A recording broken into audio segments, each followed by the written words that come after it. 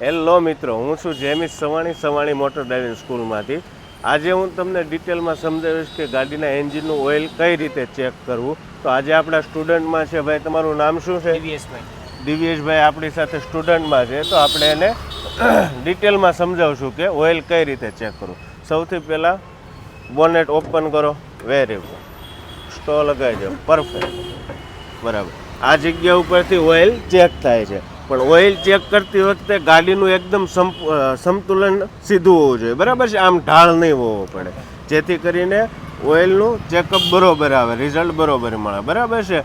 અને એન્જિન ગરમ નહીં હોવું જોઈએ. તમે ગાડી ચલાવીને આવો ને પછી ચેક કરશો તો એન્જિનમાં ઓઇલ ઉપર નીચે થયું હશે તો માપ સરખું નહીં આવે. બરાબર છે? આને બહાર કાઢો. ચાલો. હા, પહેલાં આને એક વખત સાફ કરી નાખવાનું છે. બરાબર છે?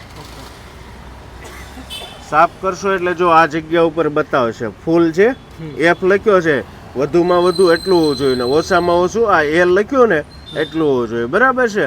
હવે આને પાછું આપણે એક વખત અંદર એડ કરવાની છે આવી રીતે, અને પછી પાછું ચેક કરવાનું છે. બરાબર છે? જો આ એફ સુધી બતાવે છે એટલે આપણું માપ બરોબર છે.